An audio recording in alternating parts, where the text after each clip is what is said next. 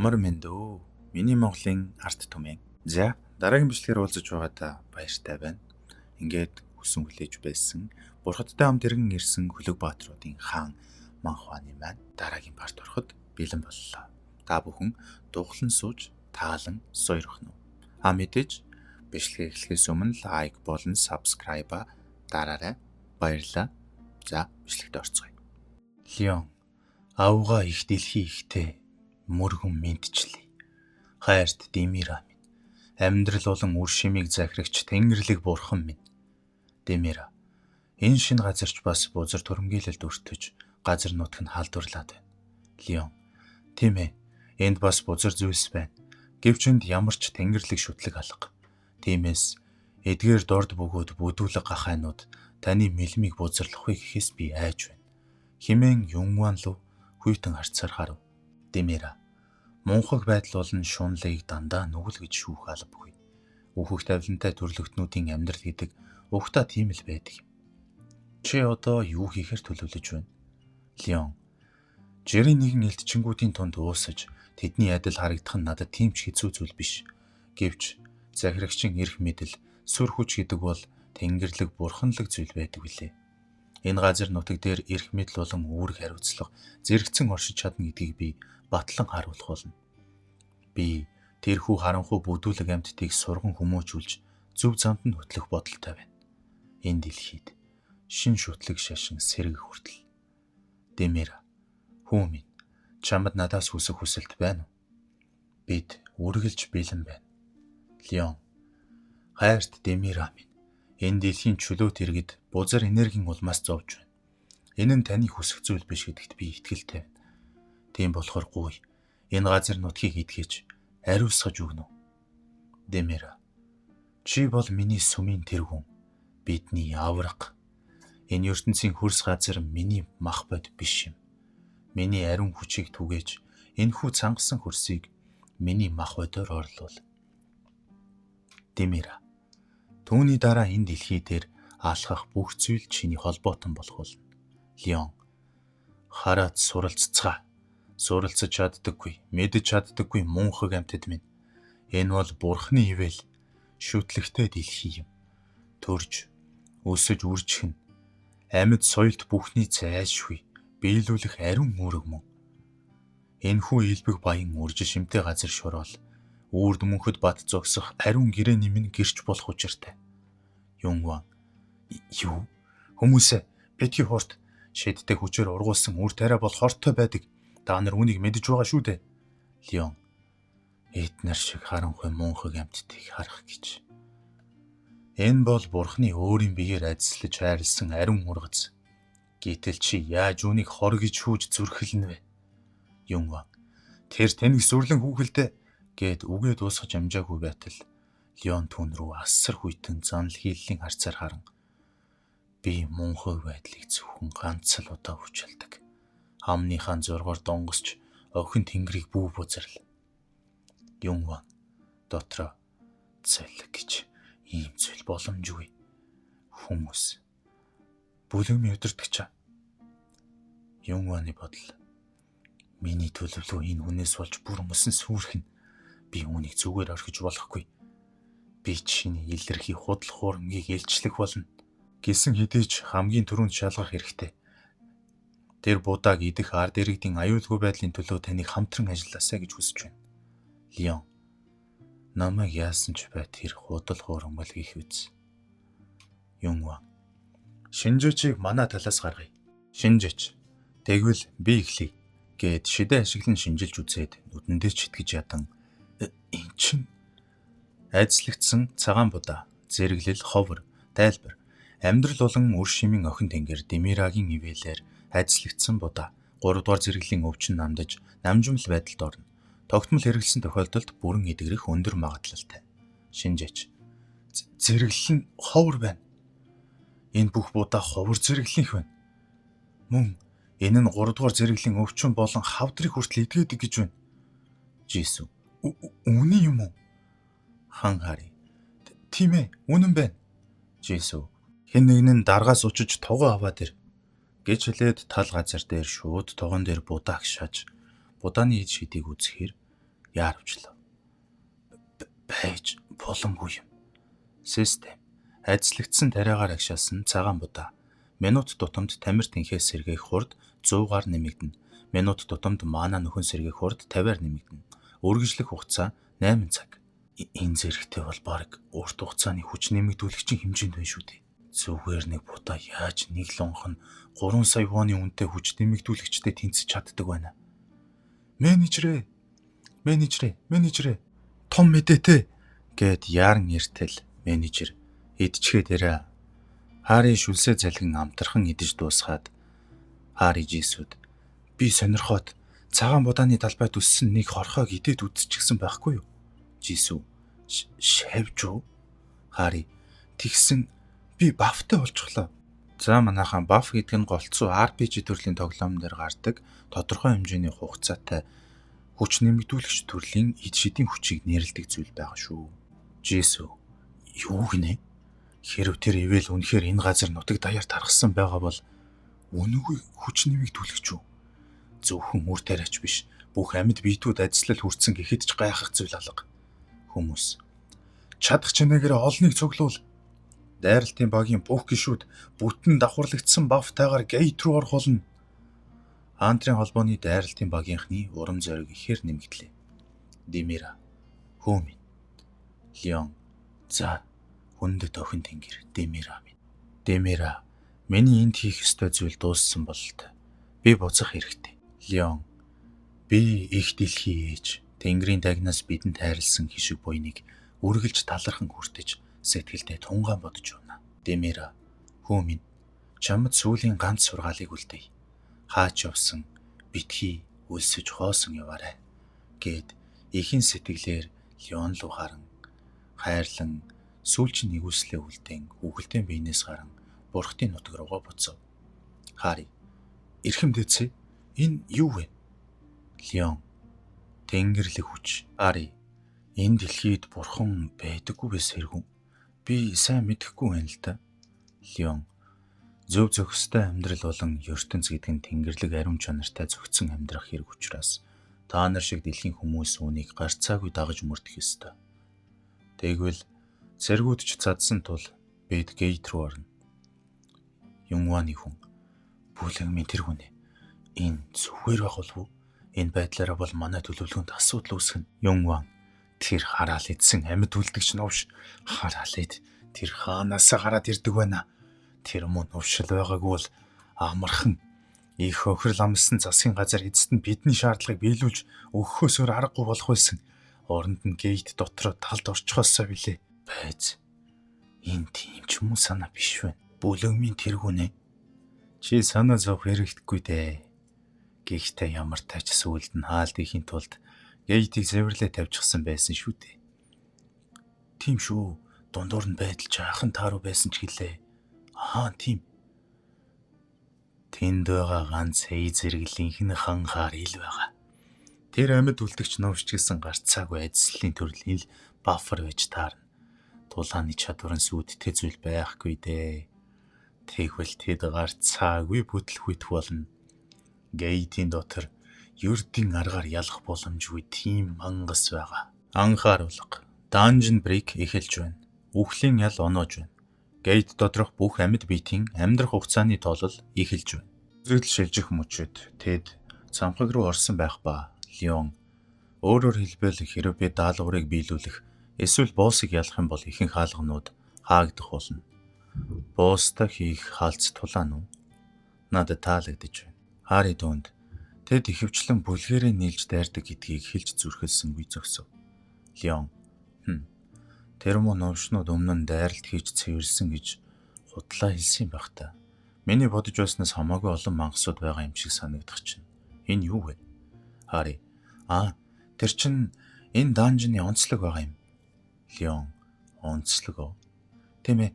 Ихэнх гейтүүд устгагдсан мангасын тоогоор нийт хэмжээнд багасдаг боловч арга яснууд эсвэл зомбинууд эсвэл бүр онцгой тохиолдолд чөтгөрүүдийн хувьд босс мангас амьд л байгаа бол тэд хязгааргүйгээр дахин амилсаар байх болно. Сонирхолтой юм. Тэгэхээр бид боссыг ялж байж л энэ бүхэн дуусна гэсэн үг байх нь. Ойлголоо. Тэгвэл энэ ч гэсэн некромансерын удирддаг үхтлийн данжин гэсэн үг байх нэ. Тийм ээ. Тийм байх магадлал маш өндөр.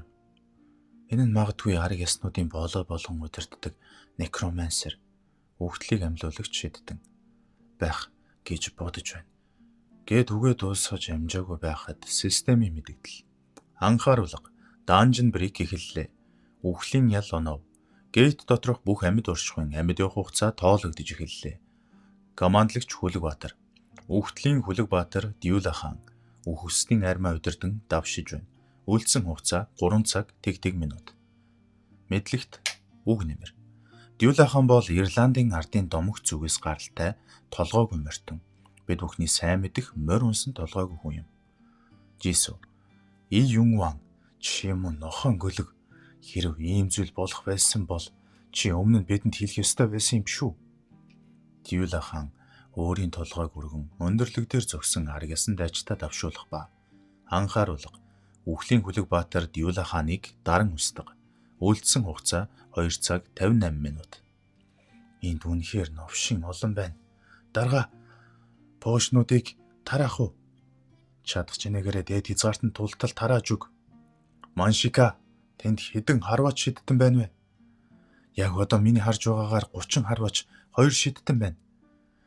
Мэргэн буудах чадвартай хүмүүсээ эхлээд алсын зам мангасуудыг устгаад өг. Бамбайтай хүмүүс нь нааша хуйлран орж ирж байгааг нь эхлээд зогсоо. Итгэлээ шүү новшнууд минь. Тэд миний бодож байснаас илүү хүчтэй байх чинь. Аргагүй л улбар шар өнгийн хаалганууд үнэхээр өөр юм шүү.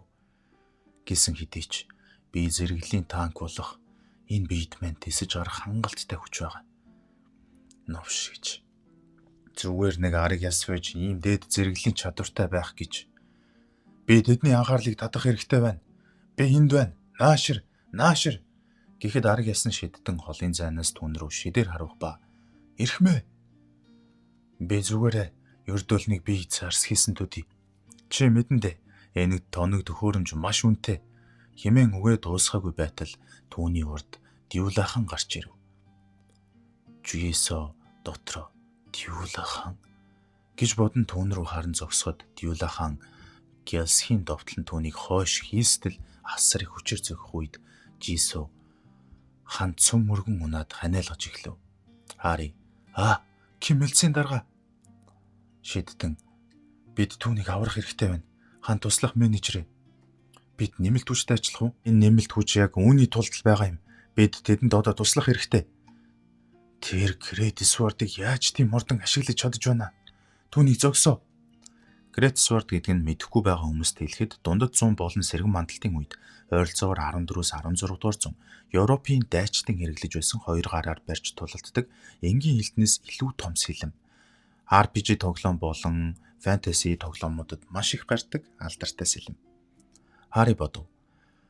Тэрхүү агуу чөтгөрийг хүртэл ялж чадсан арслан зүрхт хаан одоо л тэр хэрэгтэй гэж бодон Хари эрхэмдээдс минь бидэнд туслаач гэхэд Леон гайхан хараад хаан хүн хизээч иймэрхүү жижиг тулаанд оролцох ёсгүй. Хари гайхан юу гэсэн үг вэ? Өөрсдийн нэр төрийг өсгөж алдаршуулах арга замыг та бүхэн өөрсдөө л олж харах хэрэгтэй. Тэр нэг өчүүхэн арга яснуудыг устгахад хаан миний биеийг хөдөлгөж байгаа хэрэггүй. Энэ нь дайр хийгч доромжилсан хэрэг болно. Би үүнээс цааш үүнийг харж твчихгүй. Хари тэр ямар новшоо яриад байна гэж бодон зог тусан зогсох ба. Хаан туслах менежерээ бид одоо яах вэ? Хари надад үрж байх цаг алга. Энэ эрэгтэйд одоо туслах ямар ч бодол алга. Түүнд Дюла хаанаас өөр юу ч сонирхолтой биш байгаа бол та. Леон дотроо амьд хүүхдэл яаж тэгж хөдөлж чадж байна. Хэмээн бодон саяхан л тэр нэг өчүүхэн аригаас төдийхөн гэж басамжилж байсан дайснууд нь санснаас нь хамаагүй өөр чадварлаг байсан учраас ийхүү гайхаж байх хэрэг. Би тэглээд Дюла хааныг зогсоох хэрэгтэй. Би боссыг хариуцъя. Бусд нь Кимэлцийн дарга болон манай холбоод модныг дэмжээрэй гэж хэлээд урагш хурдтай давшин аригаас нь дайчдыг нэвтлэн тэдний дээр үсрэн гიშгэг шатаа болгон эргэлдэн очоод Дюла хаан руу дайрав. Тэр хаачлаа. Би түүнийг үхтлийн армаас нь тусгаарлахын тулд юу ч хамаагүй хийх хэрэгтэй байна. Энэ юу вэ?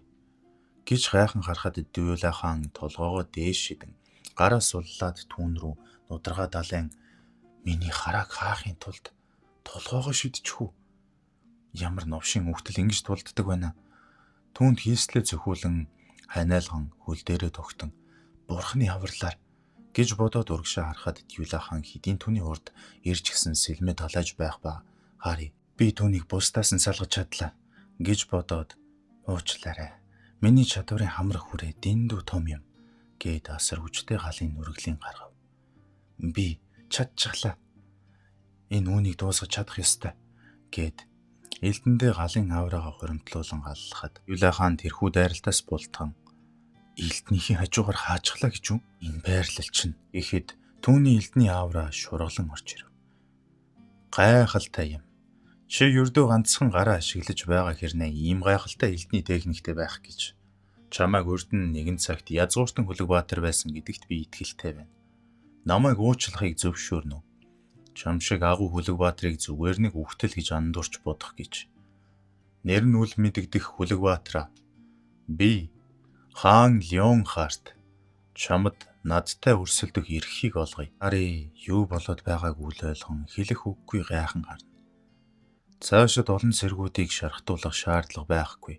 Энэ тэмцлийг хоёр Хүлэгбаатарын дундах нэр төртэй халц дулаанаар дуусгацгаая. Тэр боссыг дүүлд дуутчихлаа. Ийм зүйл бүтэх ямар ч арга гээд үгээ дуусгаж амжаагүй байтал Дюла хаан гартаа толгоогоо барин дээш өргөөд зөвшөөрч байгаа аятай толгоогоо дохин сэгсрэв. Энэ бүтчихлээ. Бүх арга ясан дайчид үйл явдлыг ажиглан харах ба нэр төртэй Хүлэгбаатар минь чи толгоогоо доошлуулж болно. Чи хос элдний тулааны урлаг ашигладаг гэдэгт би итгэлтэй байна. Зөвхөн ганц гарын зэвсгээр жинхэнэ тулаан хийж болохгүй шүү дээ. Нөгөө эрхэм дээдсэн юу болов? Юу Дюла хааны толгойг нь тасдахгүй бол тэр өөхөхгүй л дээ. Тэгээд юу гэж? Энэ тийм чухал гэж үү? Чухал шүү дээ. Толгойг нь тасдахгүйгээр тэр яаж Дюла хааныг ялах юм бэ? Энэ хамаагүй. Ялагчийг юу шийддэг вэ гэвэл ердөө Хүлэгбаатарын нэр төр юм. Гэж хэлээд Лён Рицрийн өрөл таван зогсно. Гэрэл болон шудраг ёсны дарихийн анхны Хүлэгбаатар.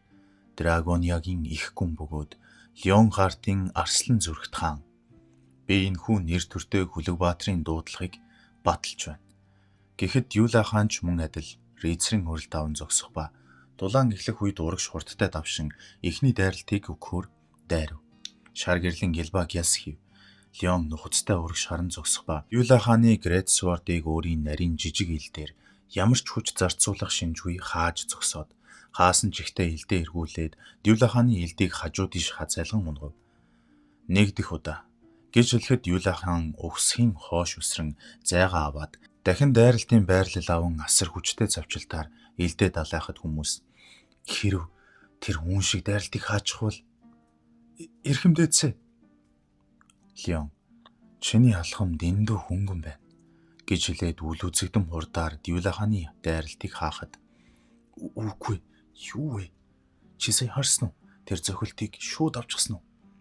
Хари гайхалтай юм. Хүмүүс чи саяны зүйлийг харсан гэж үү? Хүүрнэл. Харил зөвхөн тулаанд яг юу болсныг үнэхээр ойлгож байсан ганц хүн нь байлаа. Дайралт элдний хэрэнд хүрэх яг тэр агшинд тэрээр элдний хамгаалтыг туулж хавсархан жингийн тэнцвэрийг өөрчилж гисэн. Түүнээс гадна тэрээр зөрүүлсэн зүсэлт хийж амжсан. Хин ч үүнийг хийж зүрхлэгч үгүй байсан. Гэхэд Дюла хаан тулаанаас болж цөхрөн суусан байх ба Лён түн дээр очиод мөрөн дээр нь нэлдээ хүрэхэд Дюла хаан гайхан харахад хоёр дахь удаа байрлалд ор. Хари энэ нь тэр хитрхи хүчрхэг учраас л боломжтой байгаа зүйл.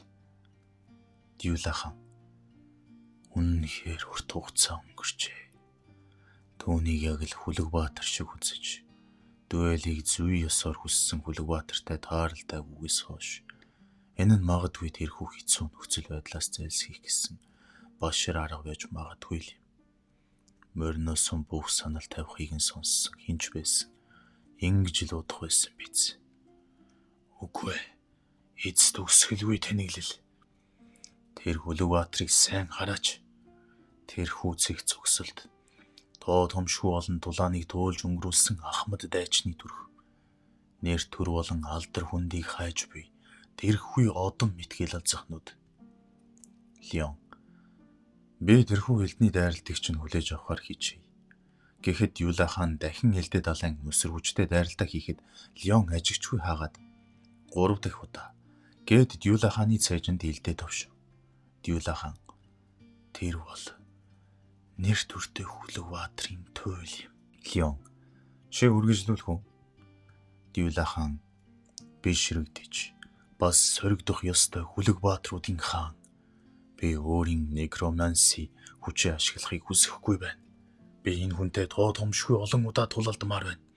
Хүлэгбаатрын ёсоор, зүй ёсоор, Хүлэгбаатрын замаар некромансигүйгээр зөвхөн миний элд, түүний элдний эсрэг яг л урд нь алдартай Хүлэгбаатруудтай дуэл хийдэг байсан үе шиг минь. Бид нэр төртөөгөр дэлхийг тойрон аялж явдаг байх та. Миний мартаж оргисон тэрл замаар гэж бодохтой зэрэгцэн Юла хаан элдээ гараасаа алдан элдэн хоол шидэгдэв. Леон 10 дахь удаа. Чиний элдний техник улам бүр нарийн цэгцтэй болж байна. Чи өөрийн өмнөх амьдралын дурсамжуудыг санав уу? Юла хаан.